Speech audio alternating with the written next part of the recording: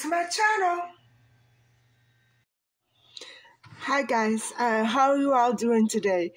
I'm having another no makeup day, but I've been really enjoying and pretty much getting used to this hiding inside with all the weather that's been happening. And that goes for lately, not just today. And I'm beginning to love it and get used to it. And I don't really miss going out in the outdoors. Although if I had to do this on a regular basis, I think I would go nuts. I like to have the choice of whether to go out or stay in and get fresh air.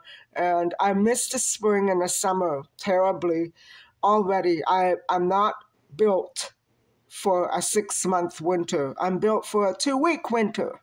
So I just, wanted to actually continue on with our discussion about food and diet and vitamins and whatnot. Before I continue, I wanted to just impress upon you something that I don't think I emphasized enough in all the videos, I guess, up until now, is that, okay, I've already said that I'm not against meat eating, but also, although studies do indicate a link between meat, especially processed meat or an abundance of meat, and diseases, I want to say that those diseases are not, I'm not trying to say that eating meat is fatal. It's not. It's something that you have to accumulate a vulnerability. Your body has to be, how do I put this? In other words, it's all up to basically how much meat you consume, say in any given week, for example, or month. And it's all up to genetics, because if your body can process all those toxins very efficiently and is very proficient at retaining all the nutrients and the good fats, then you're okay. You're going to be okay if you don't overdo meat. They do say that an abundance of meat does lead to very serious illnesses, but I'm not going to get into that. I think I don't want to get into illness and sickness and fatality. I don't want to do that. I could look up statistics and go on, but I don't think that's the point that I want to drive home. I just want everybody to be aware that variety is the key. And if you have meat every day, it's not variety, is it? So, it's all up to genetics and how your body processes things that it shouldn't have versus things that it needs. You know what I mean? It might have it all backwards. It's all up to heredity, biology, genetics, and science, and things like that. And so what you want to do is minimize the chances of your body screwing up on you by making wise and much wiser and even more wise choices. So the point of all these videos that I'm trying to group together is that you have to, it's true what they say. No matter what you put in your body, eventually it might have a negative impact. Maybe not too bad, but somewhere along the line, something is going to mess up. And you don't always have the control that you want or need over that. So, like I'm saying, meat here and there, now and then, is okay. I certainly love meat, and I'm not going to stop eating it. However, I have really cut down. As far as the summer and fall are concerned, I was still stocking up on protein and eating chicken every now and then. I've really cut down on that as well. So it's been gradual for me, not all at once. And I do love certain meats. I can't live without them. But I'm not breaking. I'm not craving them. I'm not feeling weak or hungry or anything like that. It's just that I guess when you go a certain amount of time without something that you think you wouldn't be able to live without, you're doing fine. You can do fine without it if it's not the greatest thing in the world for you. Mind you, if it were ice cream, and ice cream has the same possible and potential effect on my body, it can eventually, destroy my good health. But I think if I had to choose one or the other, I would choose definitely dairy. I love cheese. I love ice cream. And like I said before, I had to stop buying yogurt because it would disappear in minutes. And I'm talking, those big ones. I can't. I can't. I guess my body was craving it, but I can't. So for now, I'm off dairy. So that's something. But today's discussion is going to be on where to find those very essential vitamins from your diet. Okay, so moving on to zinc. Zinc is a mineral that maintains the strength of your immune system, and it really plays a very important part in other aspects of your health.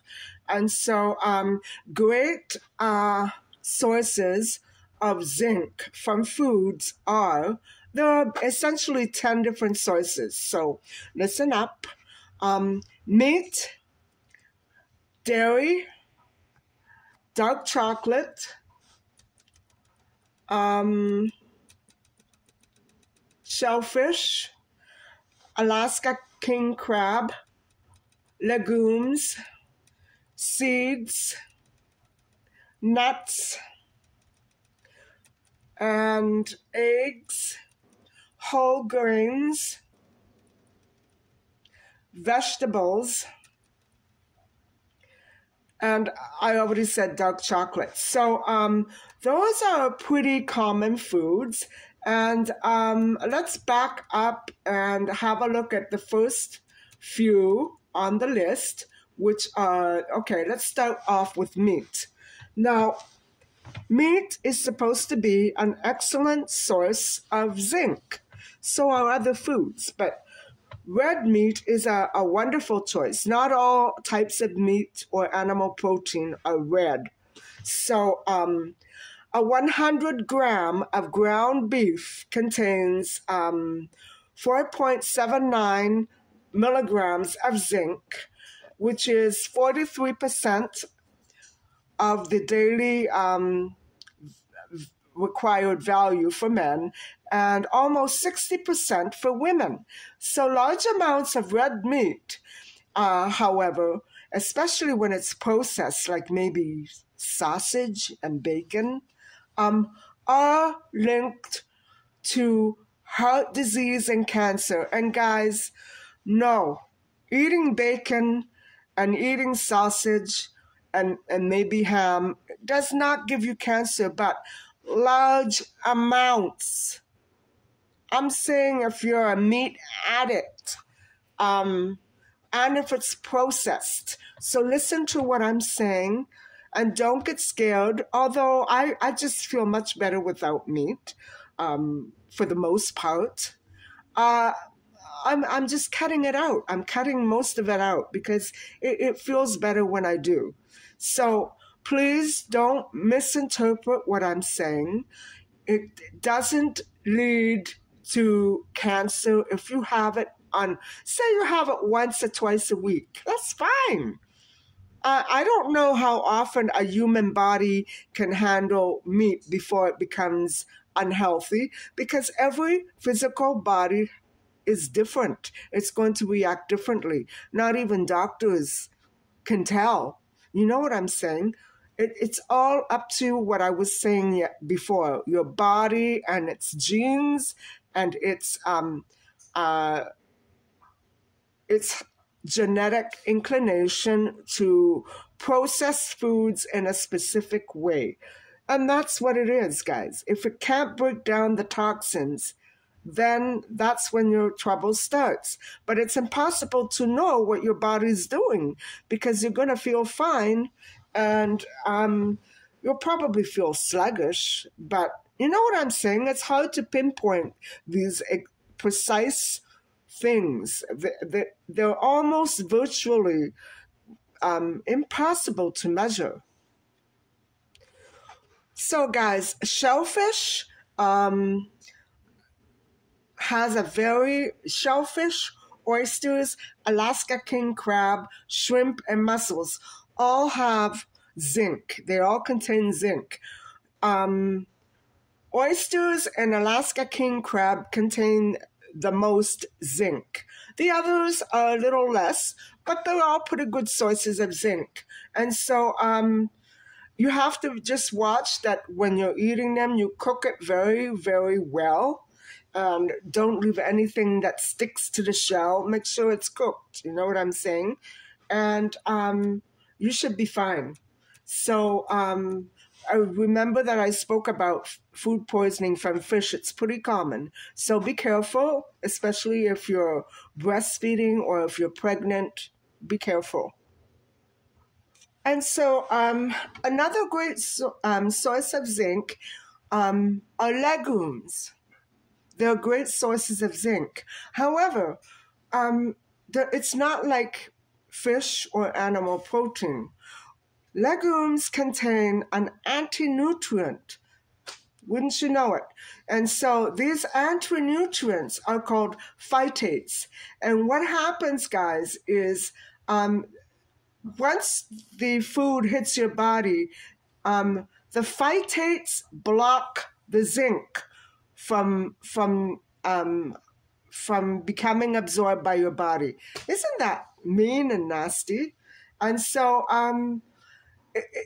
you still get it. You still get it, but you probably would have to consume a bit more than you would, say, a piece of meat. So maybe it's a good idea to have a little of both. You know what I'm saying? So despite this, legumes are a good source of zinc for people following vegan and vegetarian diets. So they do contain protein and fiber as well. So they're pretty healthy all around, guys. And so heating, sprouting, soaking, or fermenting legumes and other plant sources increase the minerals' effectiveness. So that's good to know if you're a vegan, because some vegans don't cook their food, and so they don't get all those nutrients. That's very interesting, isn't it? I don't know. I like eating my food cooked, unless it's fruit. I like eating pretty much, unless it's cucumber or tomato or carrot. I pretty much like eating everything cooked. So it makes it easier all around. You know what I mean? Okay, so next on the list, seeds. Seeds are healthy and increase your zinc intake. And so some seeds are more nutritious than others. 3 tablespoons of hemp seeds contain about 27% of the daily nutritional value for men and 37% for women. So that's pretty good to know. Other seeds that are good to ingest are pumpkin, squash, and sesame. Seeds contain fiber, healthy fats, vitamins, and other minerals. And so they're a pretty big part of your diet. They could be, adding you so many nutrients just by a few teaspoons or tablespoons. So eating them is linked to various health benefits, including reduced blood pressure and reduced cholesterol levels. So that's pretty good to know. Nuts. Nuts like cashews, pine nuts, and almonds boost the zinc level in your body. Peanuts, which are not really nuts, they're a legume, are also a pretty good source of zinc. And so they also contain fiber, very good fats, and other vitamins and minerals. So cashews are one of the best choices you could make. And they are also linked to a reduction in cancer risk and heart disease. So that's very good to know. People who eat nuts and peanuts seem to live a longer life than those who don't. Gee, that's really interesting. So that observation does appear to make these foods very healthy. Dairy. Dairy also contains zinc. Cheese and milk are two very good sources of zinc. They contain high amounts of bioavailable zinc, which means that your body can absorb most of it very easily when taken in these items. So dairy also provides other nutrients, and these nutrients are considered to be very essential to bone health. I'm not sure. I think they specify children and not adults, including protein, calcium, and vitamin D. That's another good vitamin to study up on. Number 7 on the list, eggs. Eggs contain a very good amount of zinc and 6.3 grams of protein and 5.3 grams of healthy fats and other vitamins and minerals, including vitamin B and selenium, in one large egg. So that's really something else. And whole eggs are also an important source of choline, a nutrient that's very hard to find in foods, but it's very beneficial to the human body. Whole grains like wheat, quinoa, rice, and oats contain zinc. Like legumes, grains contain phytates. So there it goes again, which bind to zinc and block the absorption into the body. So that's too bad. Whole grains contain more phytates than refined grains, than, say, for instance, white bread. And they do provide less zinc. However, they are still healthier for you than white or refined bread. And so they're a good source of nutrients: fiber, vitamin B, magnesium, iron, phosphorus, manganese, selenium. Wow. Eating whole grains is linked to having a longer life and other health benefits, including reduced type 2 diabetes, heart disease, and obesity. That's very impressive. I hope it's all true because, I do generally feel better when I eat whole grains rather than refined breads and grains. So if you know what I mean. But don't take my word for it. You do the test yourself and see how you feel. Okay, so next on the list, vegetables. Fruits and vegetables aren't really the best sources of zinc, but still, some vegetables do contain zinc, such as a large potato. Wow. Other vegetables like kale and green beans contain some zinc, but less. Although they don't contain that much zinc, green vegetables are an essential part of your diet.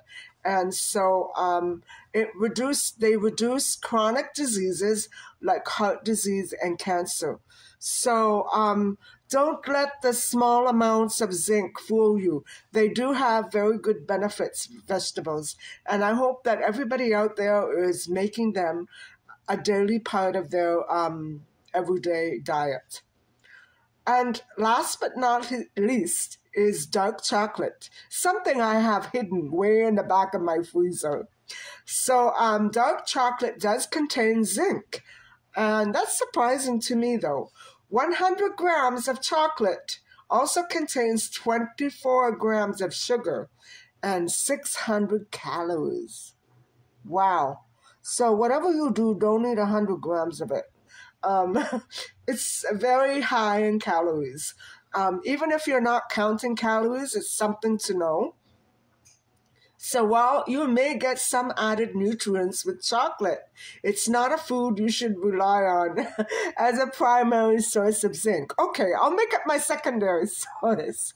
I do have every now and then not a handful, maybe that many chocolate chips, and it just makes me feel so good.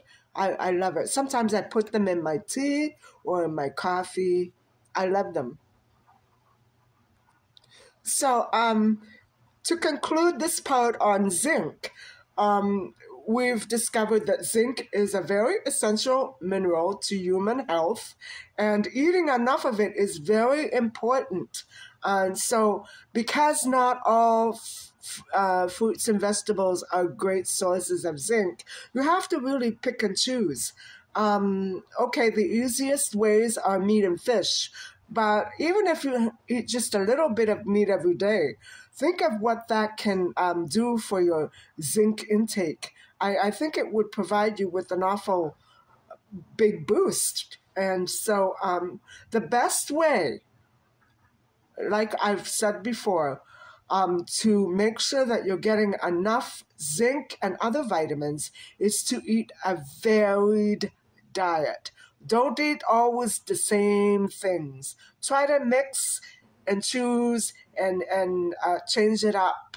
And I'm talking about seafood and meat, legumes, seeds, nuts, and dairy, and eggs. Change them up. Don't have the same thing every day. Go back and forth and keep it interesting. You know what I mean? Okay, so before briefly touching on vitamin B12, I need to go check my potatoes, and I'm going to have my broth, and then I'll come back to you and talk about vitamin B12.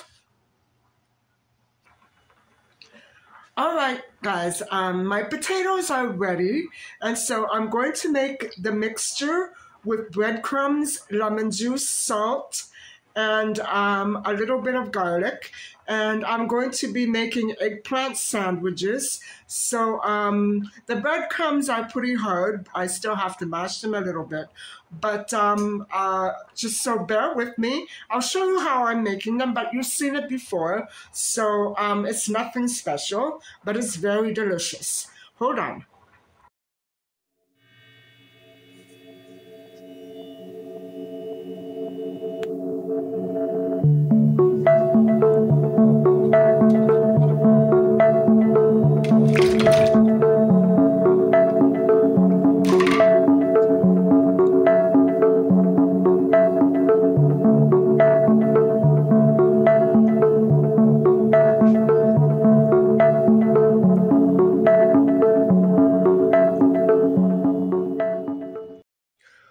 So everybody, I'm back, and while my potatoes are boiling, I thought I would start off with a brief discussion on vitamin A. We'll start off with vitamin A, and I'm not sure that we're going to cover nearly as many vitamins as there are, which are essential to the human body for good health, but we'll get through about 3 of them tonight. And hopefully, we'll have a better understanding of why they're so essential to the body. And basically, they are linked to complex chemical processes which go on inside the human body after ingesting food during digestion. And so the whole thing, I guess it takes about 2 hours or so. And so let's start off with vitamin A. And that's about as complex as it's going to get for this evening. I'm sure, I hope that I can explain it because I think once we understand the process, then we can better understand how chemical compounds in our body, organic compounds, work inside of our body once they are in contact with other compounds. So hold on and we'll start very slowly, okay? All right, so here we go. Vitamin A is essentially made up of organic compounds that derive from within the body. These compounds are retinol, retinal, retinaldehyde, retinoic acid, and provitamin A carotenoids. I've tried to pronounce that before, and I never did a very good job. So those are the compounds that are essentially organized by vitamin A. And so vitamin A, in terms of function, it has multiple things going on. And first off, it is an essential vitamin for embryo development of babies and growth and development. So without vitamin A, an embryo, a human embryo, doesn't have too much of a chance of surviving very well. Maintenance of, it's also very important for maintaining a very strong immune system and for eyesight, vision. And it combines with the protein opsin to form rhodopsin, which is a very important light-absorbing molecule, which is necessary for scotoptic vision, which is low light, which involves low light, and color vision, which is for viewing colors. So, wow, that is important.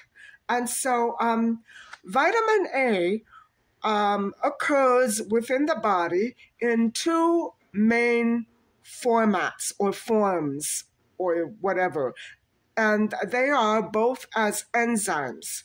So the first one, as I've said, is retinol, and that is found in animal foods. So once it hits your system, it becomes retinol. And it sort of, it binds to a fatty acid, which is also from the animal, and that compound becomes retinol ester. Wow. And so the second enzyme is called carotenoids alpha carotene. Alpha carotene is B-carotene, however you pronounce it. I'm sorry, guys. And it's gamma carotene,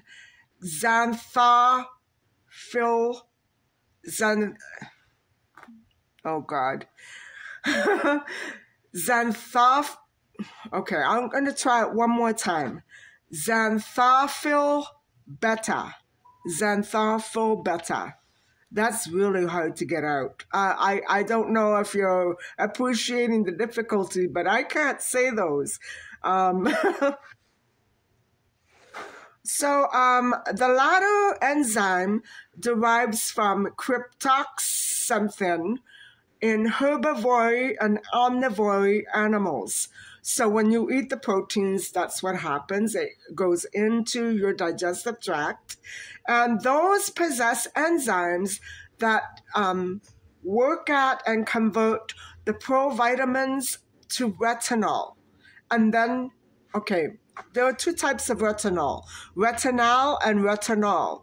Okay, so what they do is the enzymes get transformed into retinol and retinol. Some carnivores lack this enzyme, and so other carotenoids have no vitamin activity. So that's really difficult for me to grasp. I don't think I ever will fully understand that, but maybe some of you biology majors and geniuses can appreciate that. I don't understand what I just said. But I have a pretty good inkling that the compounds that end up in your digestive tract derive from animal proteins, mostly. So then retinol is diffused into, or rather absorbed from the digestive tract. So unlike retinol, the keratin vitamin or enzyme is absorbed by enterocytes, by membrane cells that act as receptors to the vitamin B1, SCARB. It's a certain type of process. And guys, I'm not sure that I'm really explaining this correctly, but I'm doing the best I can. It's very complex and it's very remote to me. It's not a logical process to me, so I'm having problems with it. It then transforms into vitamin A deficiency. So when, in other words, retinol is more difficult to become absorbed by the human body. And so it can always, how do I say this? It can many times result in a vitamin A deficiency because of this different activity going on. Instead of going where it might best go, it goes to, the membrane transporter. And the liver stores retinol in lipid droplets in very, very high capacity for long periods of time. And so what I'm trying to say is even if you're vitamin A deficient, a well-nourished person, a healthy person, can go months without vitamin A. So vitamin A and B-carotene deficient diets are not quick to show up. You have a chance to replenish your body. Don't go too long because it really can lead to other complications. And so only when the liver, how do I say this, storages are depleted, they are converted to retinol and then to retinoic acid, which activates hundreds of genes. So can you imagine all that going on in your body? Vitamin A deficiency is pretty common in developing countries, especially in the sub-Saharan Africa region and Southeast Asia. Reversible night blindness is a very early indicator of low vitamin A status. Plasma retinol is used as a biomarker to confirm vitamin A deficiency. Breast milk retinol indicates a deficiency when a mother is nursing. Neither of these types of measurements indicates the actual status of liver reserves. Like, you can never know exactly what's in the liver. You have to look at the outcomes. So that is quite complicated, and it's no wonder why certain illnesses develop over long periods of time.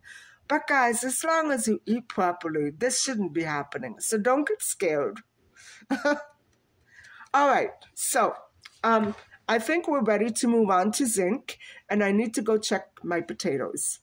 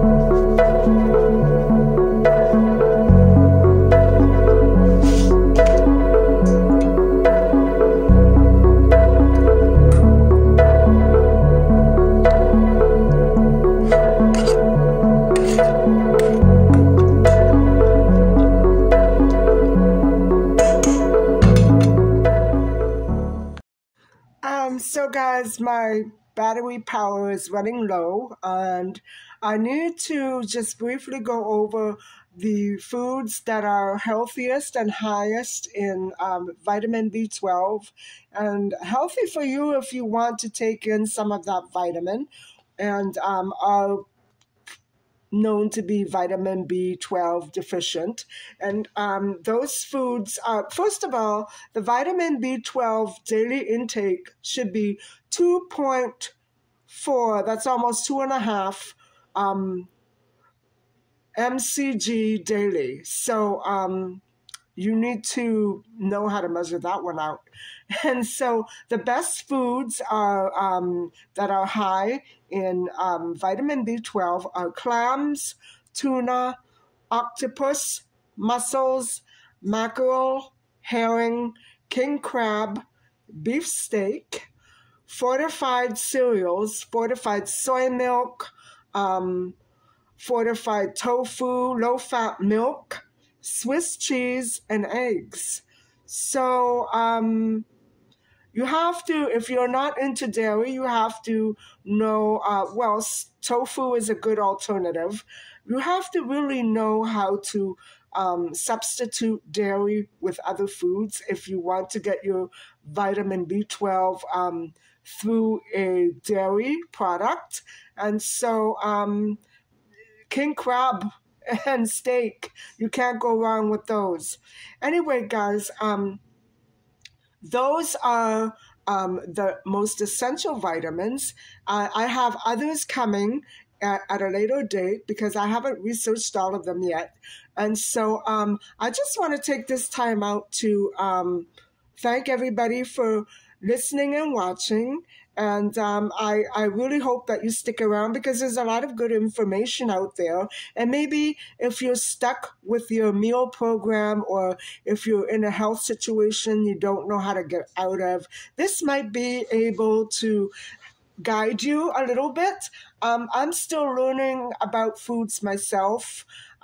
There's a long way for me to go. But I do hope that you have enjoyed this content. And